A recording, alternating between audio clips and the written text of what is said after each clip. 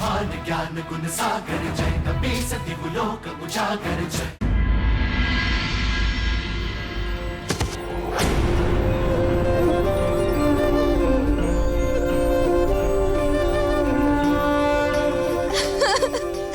गंधमादन मेरे पुत्र,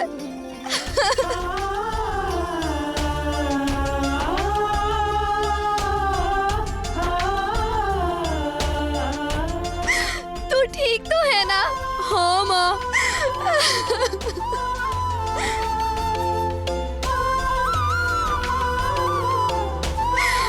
संकट मोचन हनुमान, मेरे पुत्र के प्राणों की रक्षा की आपने, और ये माँ सदैव आपकी आभारी रहेगी। माता,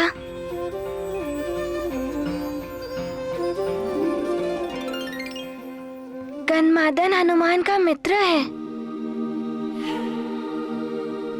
इसके संकट दूर करना हनुमान का कर्तव्य है।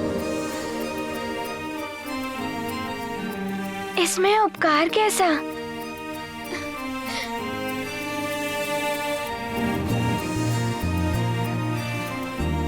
मित्र हनुमान मात्र शक्ति का ही नहीं, दया और विनम्रता का भी सागर है। इतने कठिन कार्य करते हो और कहते हो कि कुछ नहीं किया, परंतु हनुमान, तुम्हें हमारे साथ एक और क्रीड़ा का कर्तव्य निभाना है। महाराज, महाराज, महाराज! क्या हुआ?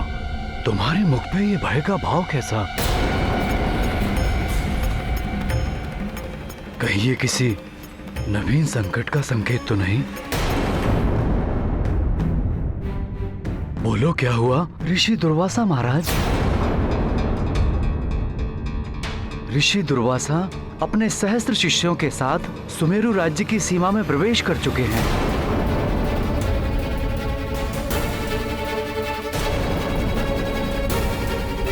और शीघ्र ही यहाँ भी पहुँचने वाले हैं।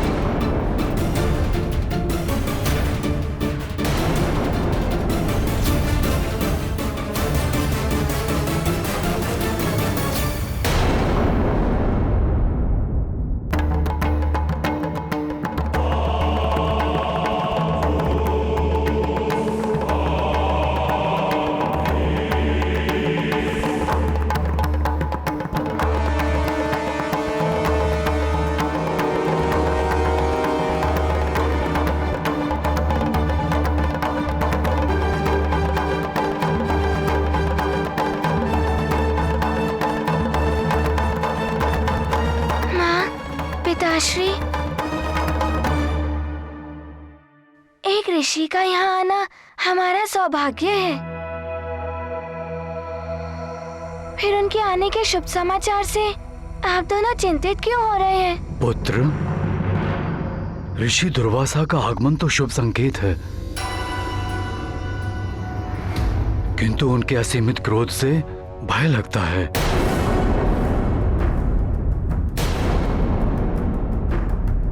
यदि हमारी ओर से कोई त्रुटि रह गई और उनकी क्रोध अग्नि जागृत हो गई तो भयंकर शाप देके ही शांत होगी। यही सोचकर मेरा मन भी विचलित हो रहा है स्वामी। ऋषि दुर्वासा का ये सुमेरु आगमन का उद्देश्य क्या हो सकता है? चाहे जो भी हो, हमें यथाशीघ्र उनके स्वागत की उचित व्यवस्था करनी होगी, अन्यथा अनर्थ हो जाएगा।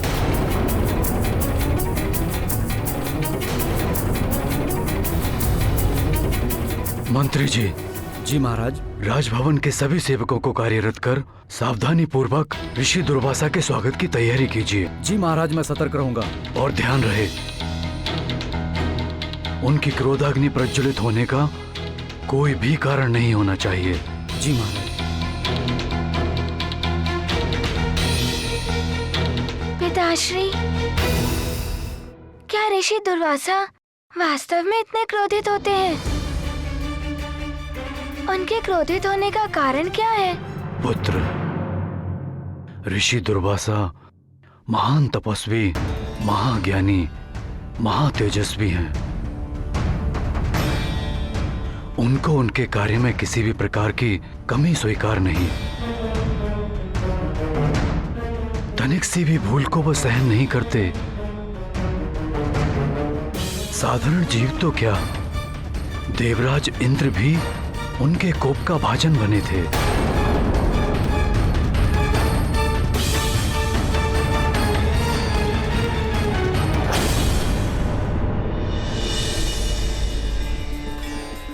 कल्याण हो। स्वर्गलोक में आपका स्वागत है ऋषिवर। यहाँ के समस्त निवासियों के साथ मैं देवराज इंद्र आपकी सेवा में उपस्थित हूँ। हमारा अभिनंदन स्वीकार कीजिए। देवराज इंद्र, मैं आपके धर्मोचित व्यवहार और आपके द्वारा स्वर्गलोक में स्थापित सुचारू व्यवस्था से अत्यंत प्रसन्न हूं। इसलिए मैं स्वयं आपको बधाई और आशीष देने आया हूं। मेरे आशीर्वाद स्वरूप दिव्य पारिजात पुष्पों का ये हार स्वीकार कीजिए।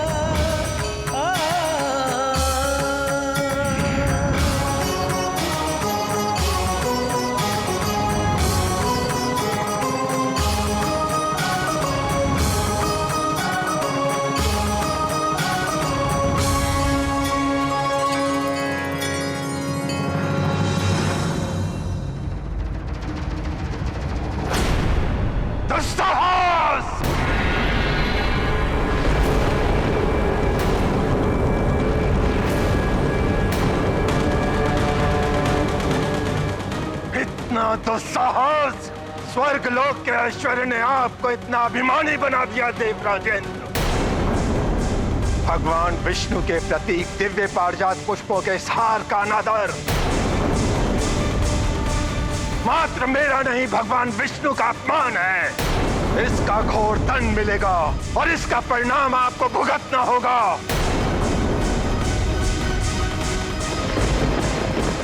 जहां भगवान विष्णु का अपमान हो, वहां अस्त लक्ष्मी का निवास कैसे हो सकता है? मैं ऋषि दुर्वासा आपको शाप देता हूं।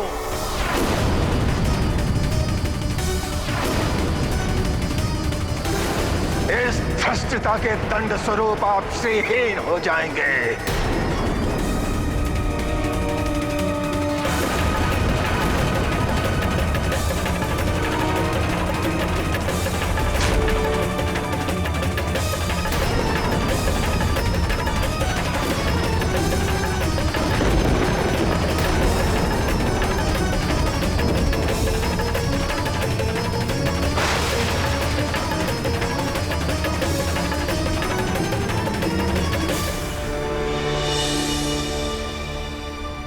ऋषि दुर्वासा के उसी श्राप के प्रभाव से स्वर्गलोक और समस्त देवता श्रीहीन हो गए थे। स्वर्गलोक से शक्ति, वैभव, सुख, शांति सब समाप्त हो गया था। इसीलिए अभिमान को अपने निकट नहीं आने देना चाहिए। अभिमान से व्यक्ति के विवेक का नाश होता है। जैसे देवराज इंद्र, उनके अभिमान के कारण स्वर्गलोक की महिमा ह्रास हुई। हनुमान समझ गया माँ। वो आजीवन विनम्रता पूर्वक व्यवहार करेगा, परंतु माँ स्वर्गलोक में तो सुख समृद्धि स्थापित है।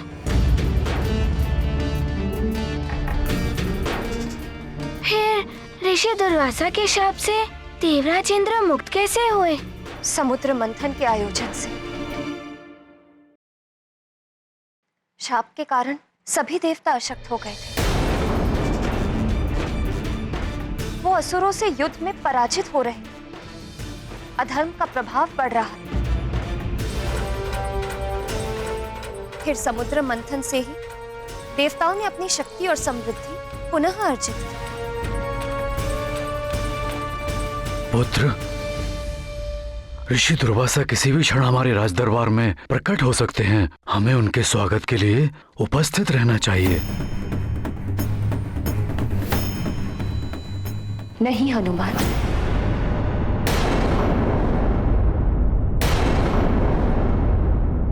क्या बात है माँ? शीघ्र बताइए। मैं सबसे आगे खड़े होकर ऋषि दुर्वासा का स्वागत करना चाहता हूँ।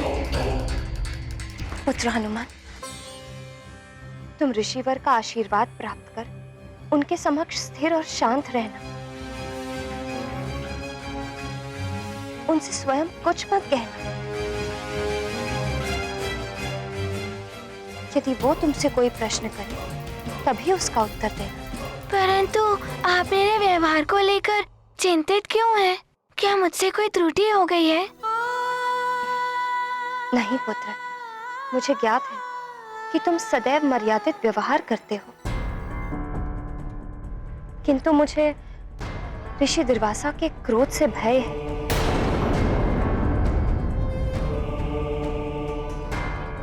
यदि तुमसे कोई भूल हो गई और तुमने उन्हें क्रोधित कर दिया और आवेशित होकर उन्होंने तुम्हें श्राप दे दिया, तो उस माँ के हृदय पर दुख का पहाड़ टूट पड़ेगा पुत्र।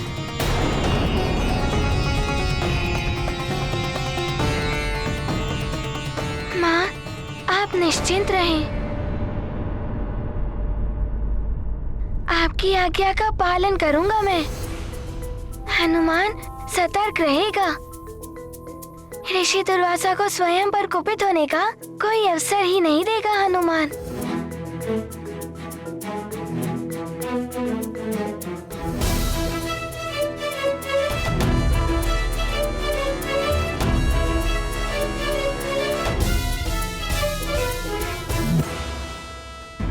ऋषिवर दुर्वासा की जय! ऋषिवर दुर्वासा की जय! ऋषिवर दुर्वासा की जय! ऋषिवर दुर्वासा की जय! ऋषिवर दुर्वासा की ऋषिवर दुर्वासा की जय! ऋषिवर दुर्वासा की जय! ऋषिवर दुर्वासा की जय! कल्याण हो, कल्याण हो।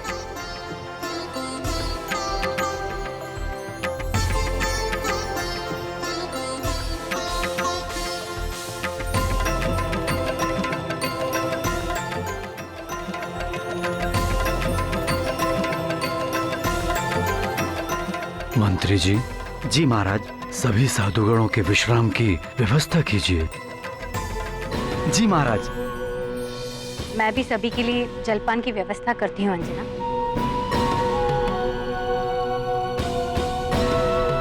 सुमेरु राज्य में आपका स्वागत है ऋषि।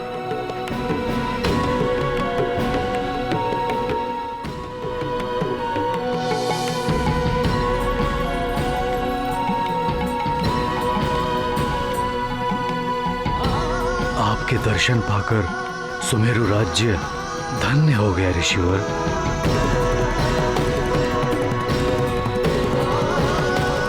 कल्याण।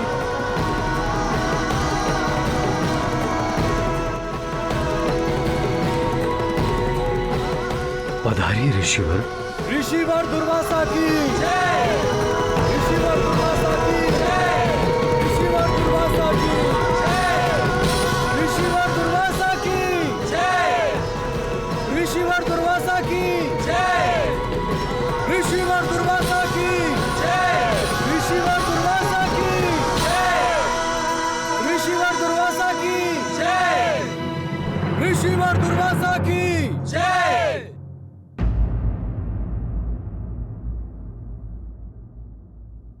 सुमेरु के राज सिंहासन पर आसन ग्रहण कीजिए ऋषिवर।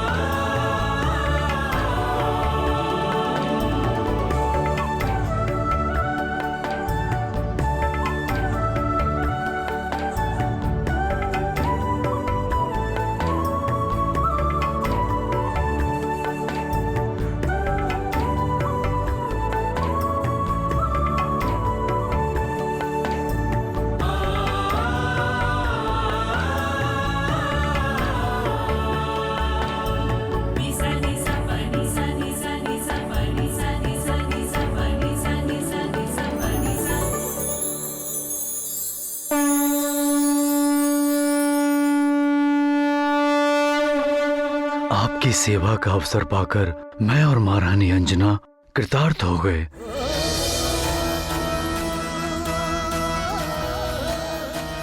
मेरे और मेरे सुमेरु राज्य का सौभाग्य है जो आपके दर्शन प्राप्त हुए ऋषिवर।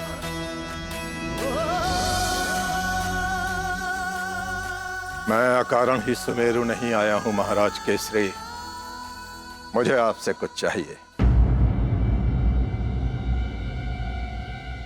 आज्ञा दीजिए ऋषिवर। राजपाट, धन संपत्ति सब आप पर निछावर है ऋषिवर। पृथ्वी के कल्याण हेतु मैं कल्प वृक्ष को स्वर्गलोक से पृथ्वी पर लाने के लिए तत्पर हूं, जिसके नीचे समाधिस्थ होकर मैं जगत कल्याण के लिए तपस्या करूंगा। मुझे एक ऐसे वीर योद्धा की आवश्यकता है जो कल्प वृक्ष की रक्षा कर सके।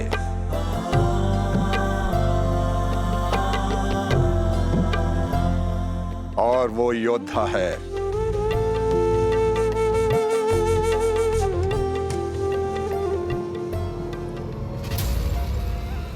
आपका पुत्र हनुमान।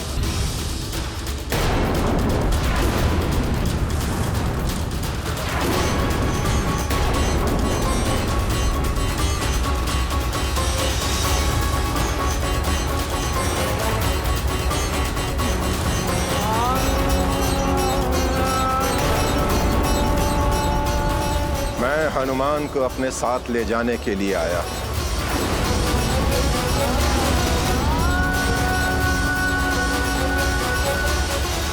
आपने सुना नहीं महाराज केसरी, मैं आपसे आपका पुत्र मांग रहा हूं। आपकी अन्य कोई और इच्छा मैं अवश्य पूर्ण करूंगा, परंतु मेरा पुत्र हनुमान, मुझे क्षमा करें ऋषिवर। मैं विवश हूं। मेरा संपूर्ण राजपाट ले लीजिए, जीवन पर्यंत अपना सेवक बनाकर रखिए, किंतु मेरा प्रिय पुत्र हनुमान मुझसे मत मांगिए। राजन! राजन! राजन! राजन! राजन! राजन!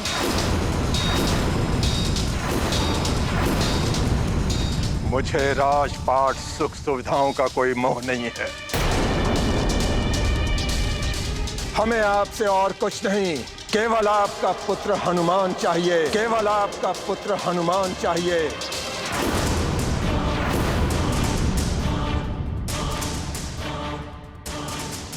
हनुमान अभी अबोध बालक है ऋषिवर। यदि आप आज्ञा दें तो मैं अपनी संपूर्ण सेना के साथ आपकी सेवा अथवा कल्प वृक्ष की सुरक्षा के लिए प्रस्तुत हूँ। मुझे वचन देकर उसे खंडित करने का अधर्म कर रहे हैं आप। उसका परिणाम आपको भुगतना होगा। मेरे मुख से निकला हुआ श्राप आपके संपूर्ण नगर को भस्म कर सकता है, अंकुश लगा सकता है आपके वंश पर।